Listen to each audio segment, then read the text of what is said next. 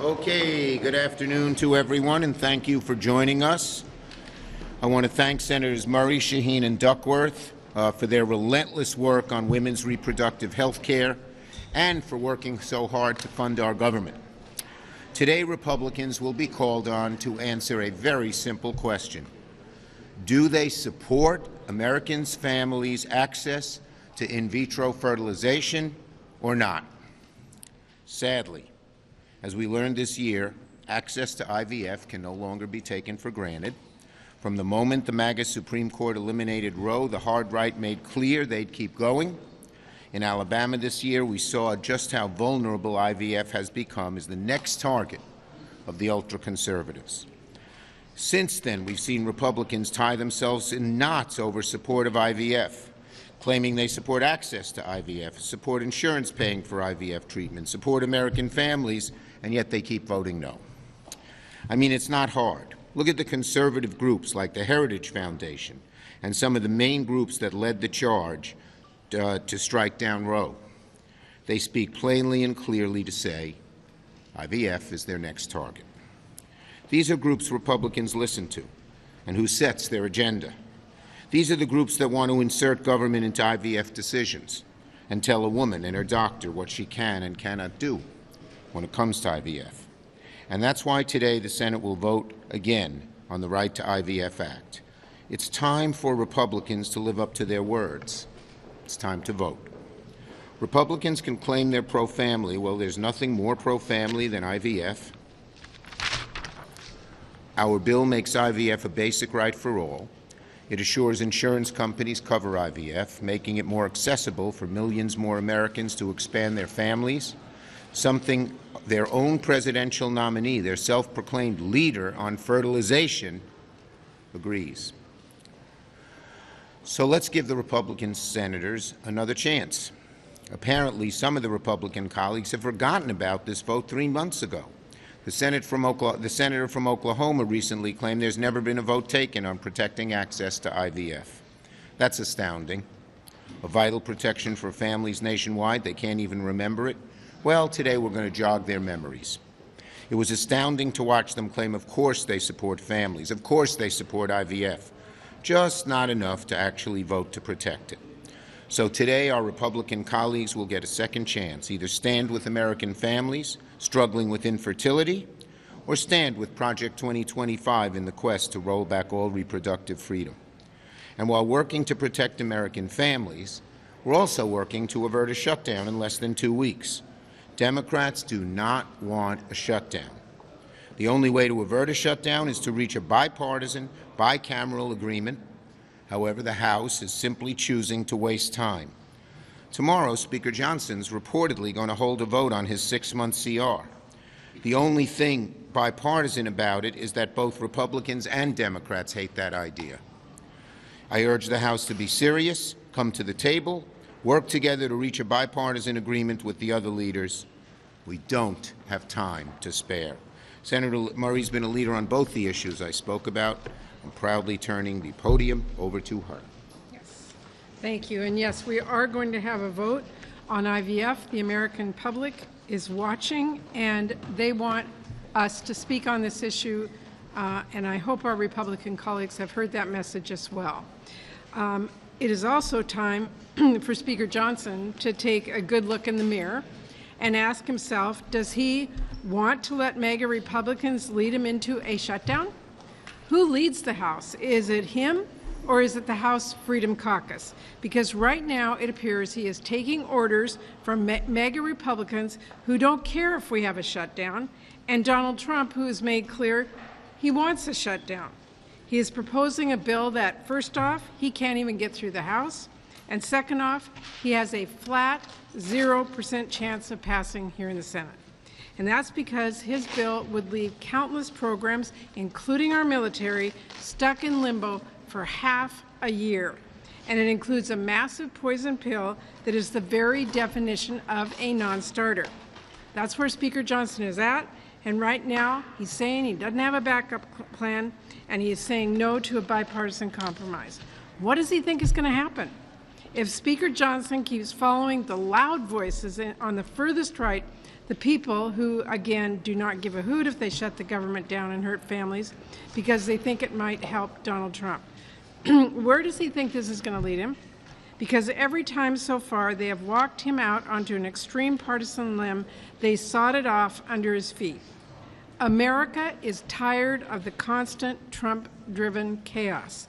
My message to Speaker Johnson and to any Republicans who are serious about governing: you do not have to let a few extreme House members set the agenda. You do not have to let Donald Trump call the shots. There is an off-ramp right in front of you. One you have taken before, one you should know by now, actually works: bipartisanship.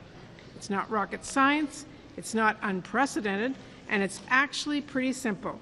Put partisan policies, the mega wish list, put those aside, hammer out a bill with the 3 other corners of Congress that does the responsible, essential work of keeping the government open and keeping the programs families rely on up and running.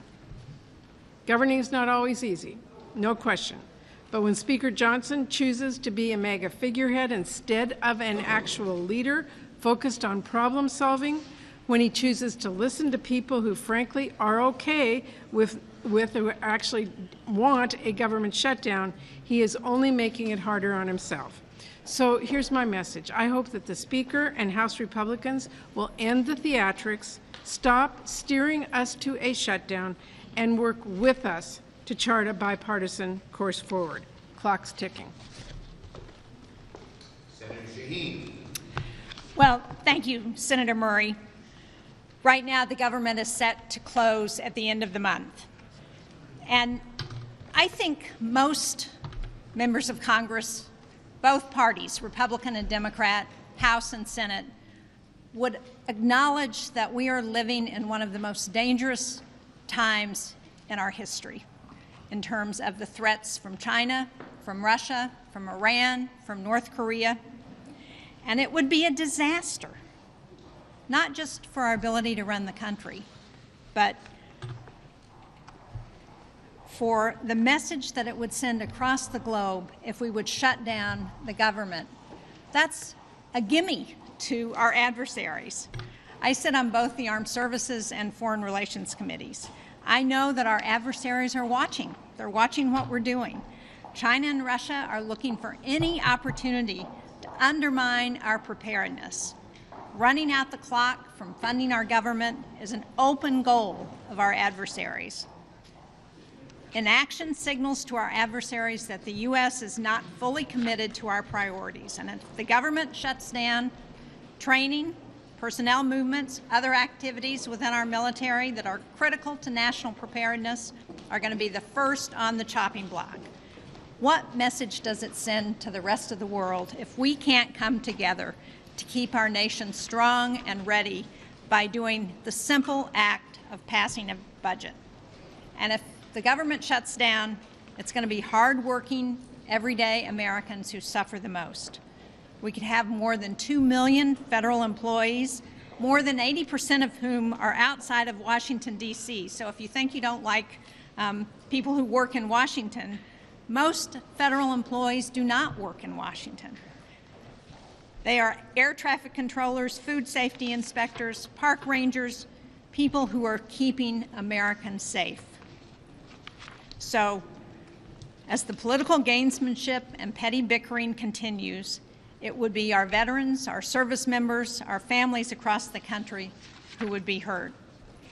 Americans are counting on us to roll up our sleeves to do the hard work of finding consensus. So it's time to act responsibly to get a clean CR over the finish line.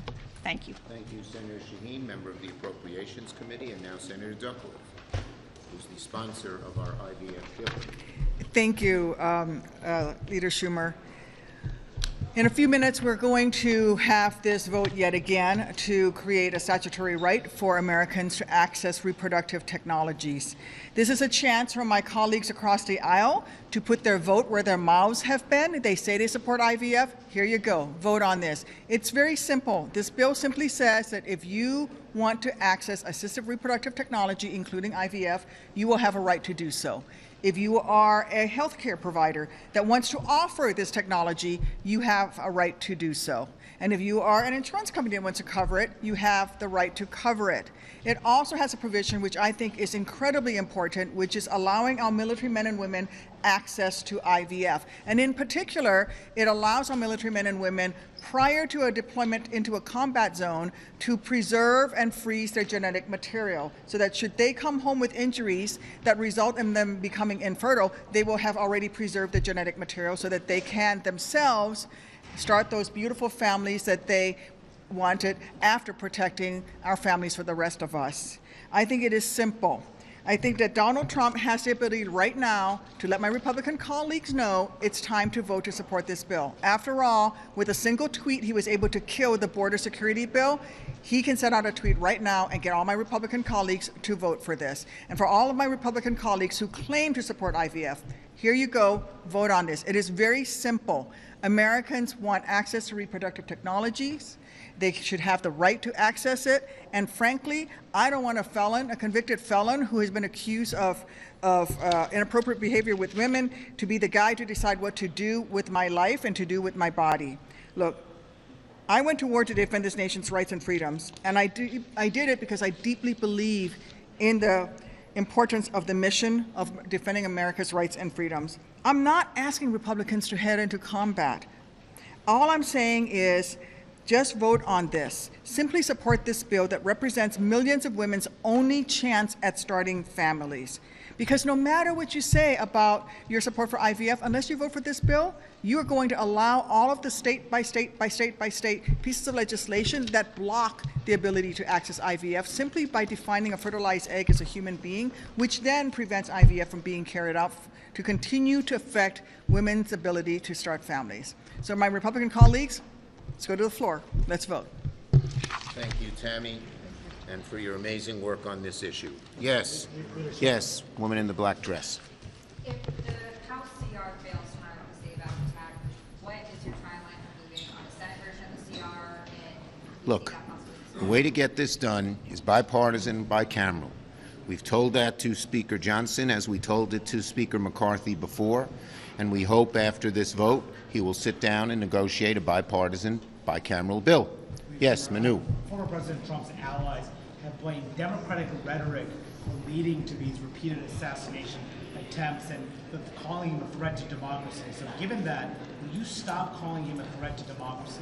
The bottom line is that our Democratic Senate has drawn very clearly the differences between the Republican Party, Donald Trump, and what we believe in. We're going to continue to do that.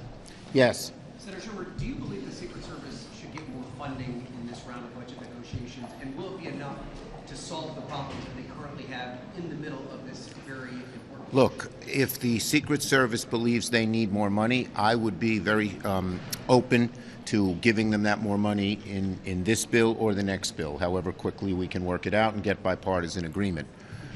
No other women. Okay. Are you satisfied with the level of coverage the Secret Service is giving the President? Well, we're getting, we'll be briefed by the Secret Service in detail very shortly.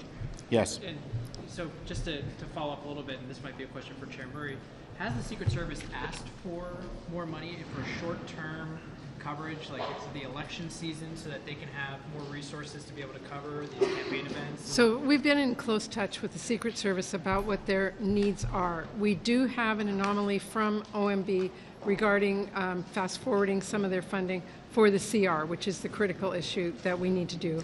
Hopefully, as soon as Speaker Johnson decides he's ready to go. Okay. Yes, Sahil.